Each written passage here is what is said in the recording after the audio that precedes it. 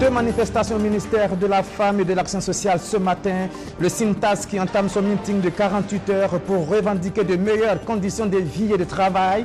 Et puis en face, un regroupement de responsables d'associations des femmes venus, disent-elles, faire un plaidoyer auprès du syndicat en faveur du ministre Laurence Marchal-Ilboudo. Les détails dans ce journal. Le thème de la célébration du 11 décembre 2018 qui se tiendra à Manga est connu. Bonne gouvernance et équité sociale pour une action forte et prospère.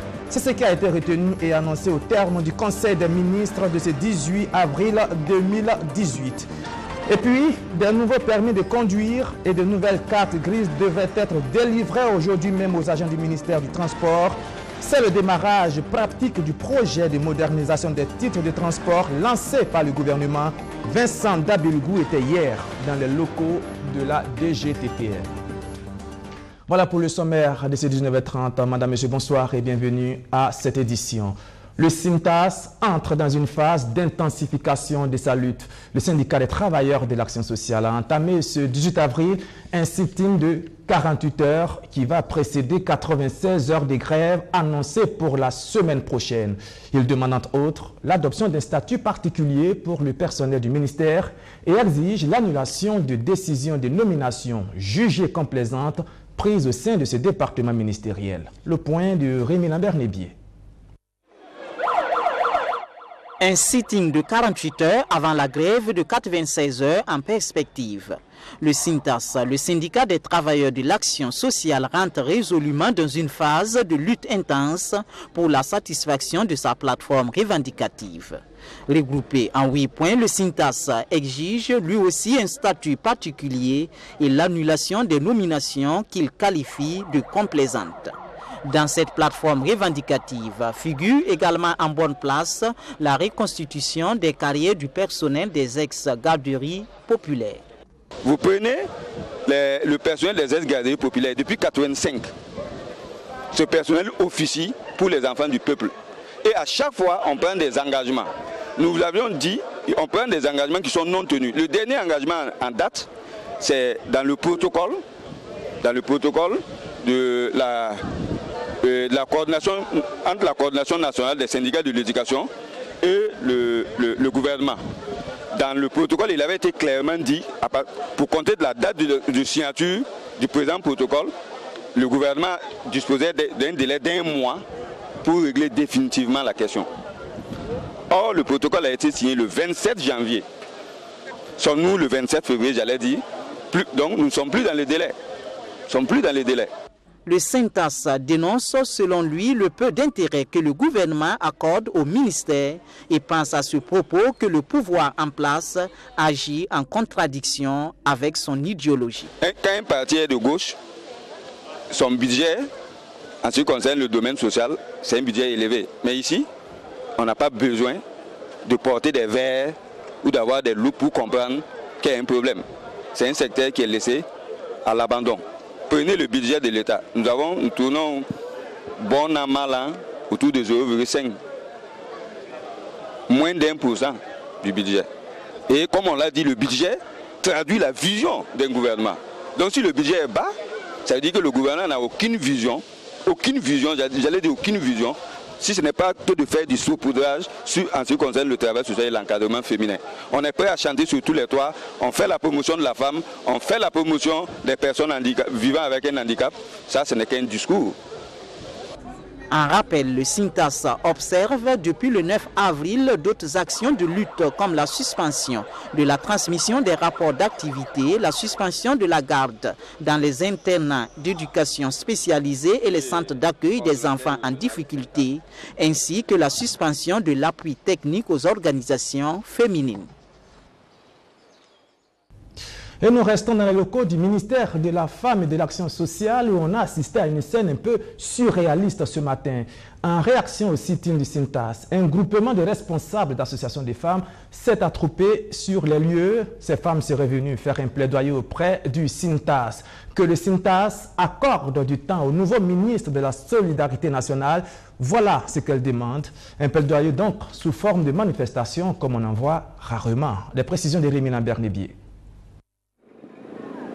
Après l'ère des marches et contre-marches, est-ce maintenant l'époque des sittings et contre-sittings ou grèves?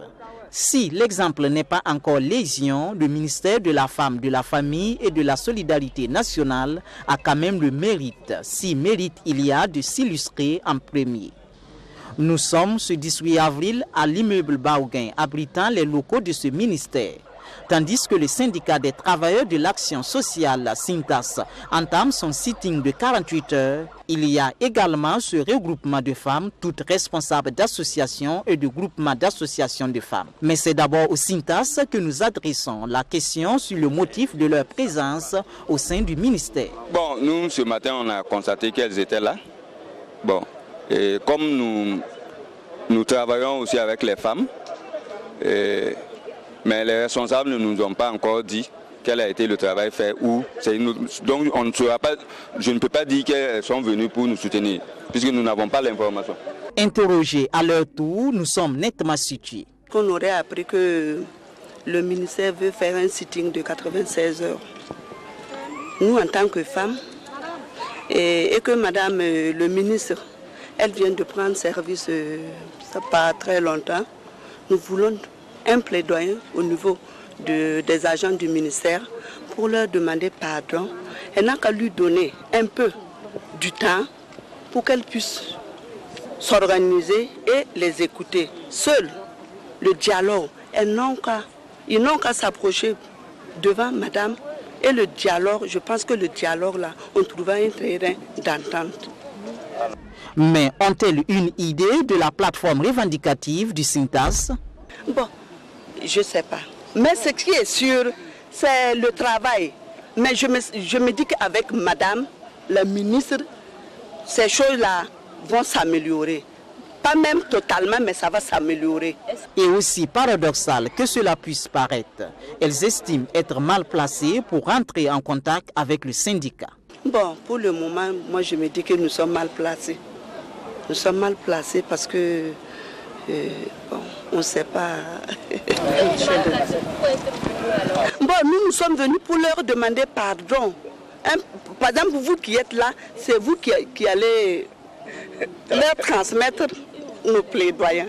Est-ce que ce n'est pas se mêler de quelque chose Non, non, ce n'est pas se mêler de quelque chose qui ne nous regarde pas parce que ça concerne tout le monde. Même vous. Je peux dire que ça vous concerne aussi. Avant Maréchal, il y avait Lozongo, mais on ne vous a pas vu ici. Oui, bon, madame, en toute sincérité, madame, elle travaillait avec nous avant qu'elle ne soit ministre. Donc nous sommes toujours ensemble. Nous sommes toujours ensemble. Donc, elles nient toute complicité avec la ministre Laurence Maréchal Ilboudo et se disent simplement guidées par la préservation de leurs intérêts. On n'a pas appris ça au niveau de madame. C'est bon. Ouais, ce sont les réseaux sociaux qu'on a entendus. Ça joue tellement sur le rôle de la femme. Parce qu'il y a les activités que nous menons. Tant que madame n'est pas assise, on ne peut pas travailler. Et que si elle n'a pas la tête tranquille aussi, on ne peut pas travailler. Du côté du Sintas, on préfère analyser la situation du bon côté. Donc ça ne nous surprend pas. Nous avions dit le travail qui est en train d'être fait, c'est pour remettre en cause les acquis de l'insurrection, en criminalisant les luttes syndicales. Quand vous regardez la plateforme, quand nous parlons de nos publics cibles, les bénéficiaires, c'est qui? Il ne faut pas se tromper, nous irons vers eux, parce que nous sommes des travailleurs sociaux et de l'encadrement féminin. Nous sommes des agents de développement. Peut-être qu'ils n'ont pas compris, nous allons travailler à les faire comprendre. Il n'y a pas à nous opposer avec les gens de notre peuple. C'est dans ce climat de bon esprit et pacifique que les médiateurs autoproclamés du ministère de la Femme, de la Famille et de la Solidarité nationale ont quitté les lieux pour vaquer à leurs occupations quotidiennes qui, s'il faut le dire, leur sied le mieux. Voilà, bonne gouvernance et équité sociale pour une action forte et prospère. C'est le thème retenu pour la célébration du 11 décembre 2018 qui se tiendra à Manga. L'information a été donnée au thème du Conseil des ministres de ce 18 avril. Conseil des ministres, au cours duquel il a été question aussi de sécurité, notamment du recrutement de 800 assistants de police. Écoutez le porte-parole du gouvernement, Rémi Fulgence Danguinou, est au micro de Luc Pabelgem. Le ministre est réuni sous la présidence de son Excellence Roch-Marc Christian Kaboré avec un certain nombre de dossiers de fond sur lesquels j'aimerais m'arrêter. Sur trois essentiellement. Au titre du ministère donc, de la Sécurité, il y a eu un bilan des concours de police pour la session 2017 et il y a eu la programmation des concours pour 2018. Ce qu'il faut retenir essentiellement, c'est que pour cette année, nous aurons donc en termes de concours direct 800 assistants de police et en termes de concours professionnels 30 élèves commissaires et 200 élèves policiers. On peut se demander pourquoi une telle réduction. Mais je crois que la situation au niveau donc des cadres de formation, la qualité de la formation que nous donnons à nos policiers nécessite qu'il y ait un regard plus approfondi sur le nombre de ceux qui sont formés. Et partant de cette réalité du cadre de formation, de la compétence et surtout de la performance que nous recherchons, le nombre a été réduit à la baisse. Le temps de trouver des cadres de formation plus appropriés, notamment par une création de centres dans d'autres provinces du Burkina, afin donc de tenir les engagements pris vis-à-vis donc de la population en termes de sécurité. Au titre du ministère de l'administration territoriale, nous avons donc eu à choisir le thème du 11 décembre 2018. Sur le principe, vous savez que les gouverneurs et le comité d'organisation proposent des thèmes. Ils en ont proposé 46. De ces 46 thèmes-là, 3 ont été proposés au gouvernement, qui en a retenu un que j'aimerais vous communiquer. Il s'agit de bonne gouvernance et équité sociale pour une nation forte et prospère. Au titre du ministère de la fonction publique, du travail et de la protection sociale, nous avons également donné l'autorisation de recrutement sur les examens professionnels et les concours directs, donc au titre de la session 2018. De façon générale, nous avons donc nécessité d'utiliser au mieux notre administration. Et donc cela implique un certain nombre d'aménagements, un certain nombre de repositionnements des fonctionnaires qui parfois sur certains lieux ne sont pas effectivement utilisés, ce qui peut impacter sur le nombre des concours parce que nous recherchons forcément la performance et une plus grande efficacité de notre administration. Également la commémoration le 25 prochain de la journée mondiale de lutte contre le paludisme. Le ministre intérimaire du ministre de la Santé donc, a présenté ce processus-là afin donc qu'il y ait une véritable visibilité de ces différentes actions et également mettre en avant l'engagement du gouvernement pour une meilleure protection des Burkinabés contre le paludisme. Voilà en gros ce dont nous avons parlé. Quelques nominations au titre individuel en Conseil des ministres et plutôt en Conseil d'administration et beaucoup de discussions sur les questions nationales, et notamment en ce qui concerne le foncier, en ce qui concerne également les questions sécuritaires entre les ministres, le Premier ministre, le chef de l'État et les sectoriels porteurs de ces dossiers. Au cours de ce Conseil des ministres, il a été également question de l'action du gouvernement en faveur du secteur du coton, un secteur beaucoup éprouvé, marqué notamment par une saison très moyenne. Écoutez à ce sujet les précisions du ministre de l'économie et des finances, Adizatou Rosine Koulibaly.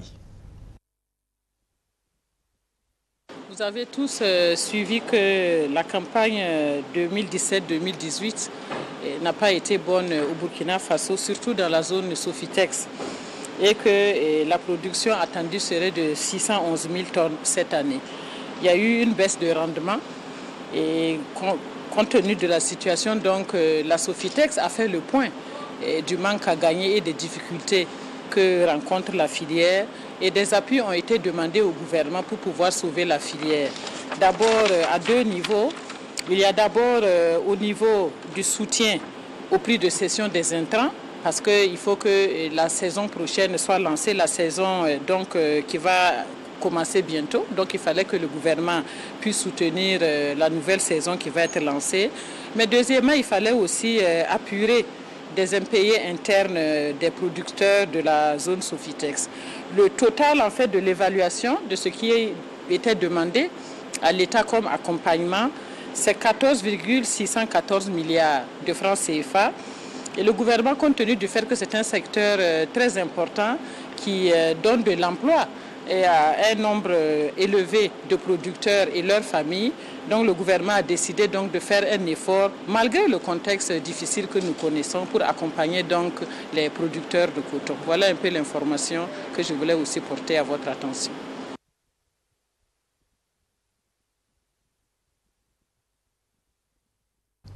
197 projets pour un coût de 2 milliards de francs CFA. Le Fonds d'intervention pour l'environnement est passé à l'étape de la remise des chèques aux bénéficiaires de son appel à projet. Arsène Konditamde. Une signature, puis la réception de son chèque. Salimata Ouattara est la présidente de l'association Badenia du secteur 25 de Bobo-Dioulasso. Son association est porteuse d'un projet de transformation de miel.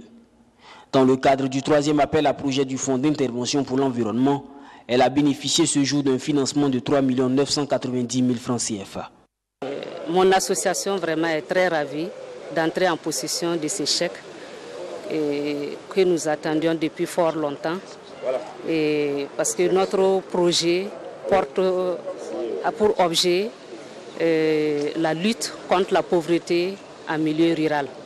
Nous sommes des femmes basées à Bobo-Dioulasso et nous nous sommes dit qu'on pouvait, à travers notre association, lutter contre la pauvreté en milieu rural avec nos sœurs et nos frères du village de Yabasso.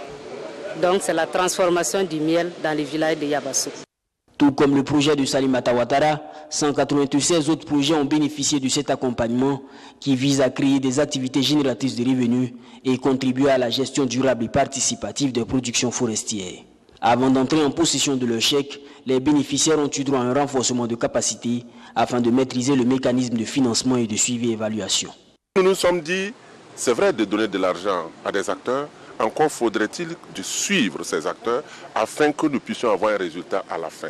Et c'est l'objectif de ce matin. Avant de les remettre les chèques, il fallait d'abord les former, les sensibiliser à la bonne gestion. Vous savez, ces ressources proviennent des contribuables, des autres contribuables. Par conséquent, nous avons l'obligation d'en faire bon usage pour le bonheur des populations en préservant bien sûr notre cadre de vie et les ressources naturelles d'une manière générale. 6 régions administratives ont pris part à cet appel à projet. La boucle du Moun, le centre-ouest, le sud-ouest, le nord, les hauts bassins et les cascades. La boucle du Moun enregistre elle seule 50 projets sur les 197 retenus pour un financement global d'environ 540 millions de francs CFA. Le projet de modernisation des titres de transport lancé par le gouvernement entre dans sa phase active. C'est aujourd'hui, 18 avril, que les premiers permis de conduire et les premières cartes grises nouvellement conçues devraient être délivrés, mais seulement aux agents des directions des ministères du Transport en guise d'essai. Et pour s'assurer de la bonne marche du processus de fabrication, le ministre du Transport s'est rendu hier à la DGTTM, la Direction Générale des Transports Terrestres et Maritimes. Madina Sienou. Le ministre en charge des transports dans la cour de la Direction générale des transports terrestres et maritimes en cet après-midi du 17 avril. Vincent Dabilgou et sa délégation sont venus examiner le processus de production des cartes grises et des permis de conduire entrant dans le cadre du projet de modernisation des titres de transport du gouvernement. Un processus qui devrait voir son démarrage effectif le 18 avril prochain uniquement avec les agents de la DGTTM en guise d'essai. Vous m'avez vu circuler donc de salle en salle, depuis la salle d'enrôlement jusqu'à la salle de production. Et je me suis assuré que techniquement le processus est en point. J'ai demandé que pour la montée en puissance, nous puissions aller étape par étape. Nous avons prévu en conseil des ministres que nous allons démarrer. Nous allons démarrer, mais j'ai souhaité que ce soit d'abord au niveau des travailleurs du ministère des Transports terrestres et maritimes, notamment la direction générale, mais aussi l'ensemble des directions concernées par notre ministère. Cela juste pour éviter qu'il y ait beaucoup d'affluence très tôt le matin, alors que nous n'avons pas encore fait la montée en puissance au niveau des logiciels. Donc en permettant que ce soit d'abord les agents du ministère des Transports, je pense que c'est une façon pour nous de nous approprier même l'outil informatique. Dans le cadre du projet modernisation des titres de transport, des appareils de production de masse sont mis à la disposition du Burkina Faso. Pour la ville de Ouagadougou, les appareils pourraient produire 8000 cartes par jour, selon le directeur de la circulation routière et de la normalisation. Il rassure d'ailleurs sur la fiabilité et l'efficacité des cartes. Je puis vous dire que sous l'angle de la qualité, le Burkina Faso s'est attaché l'accompagnement d'un prestataire qui est qualifié au niveau international. Les permis de conduire sont d'une technologie, les cartes grises sont également d'une technologie telle que ce n'est pas des cartes avec des plastiques, des films plastiques. C'est des cartes d'un seul tenant en polycarbonate. Pour ce qui concerne donc les éléments de sécurité, il y en a de plusieurs niveaux et c'est des documents que vous ne pouvez pas falsifier par grattage et c'est des documents que l'on peut authentifier à travers donc à proximité, comme il sera donné la possibilité de pouvoir authentifier certains documents même à distance. L'enrôlement pour le remplacement des anciens titres de transport se fera dans les prochains jours sur le site du CIAO, au stade du 4 août et au stade municipal pour la ville de Ouagadougou. Le remplacement proprement dit se fera le 18 juin prochain sur toute l'étendue du territoire national. Venons-en à ce don de l'Assemblée nationale au CHU Yalgado Ouedraogo, un don composé de matériel biomédical et de consommables médicaux d'une valeur de 70 millions de francs CFA. Samira Samandoulgou, Sandrine Zougouri. Du matériel biomédical et des consommables médicaux pour renforcer le plateau technique de l'hôpital Yalgado Ouedraogo. Un don de l'Assemblée nationale pour soulager les peines des malades vulnérables du centre hospitalier. La dotation est composée entre autres de bistouri électroniques, de négastoscopes, de tables de consultation et de kits d'aspiration. Le tout d'une valeur d'environ 70 millions de francs CFA. Nous avons estimé au niveau de l'Assemblée, vu les problèmes que rencontre Yalgado, si nous pouvions en tout cas faire un geste de façon à soulager les malades. En tout cas, nous allons déployer tous les moyens pour le faire. Et c'est dans le cadre d'une coopération que nous avons pu obtenir le matériel. C'est la raison pour laquelle nous avons pensé à Yalgado.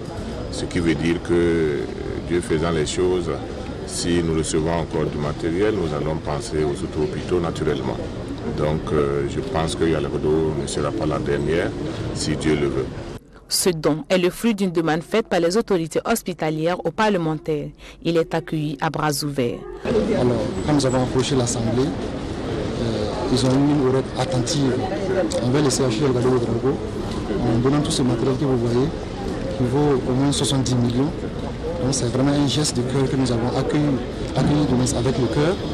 Et ce matériel ira directement dans les services cliniques et médico-techniques pour que les patients puissent en bénéficier. Remis aux autorités hospitalières ce 18 avril, ce don a été rendu possible grâce à une coopération entre l'Assemblée nationale et le centre hospitalier universitaire de Vaudois en Lausanne. Actualité internationale pour terminer et direction la République centrafricaine où l'armée française est accusée de collision avec des milices sur place.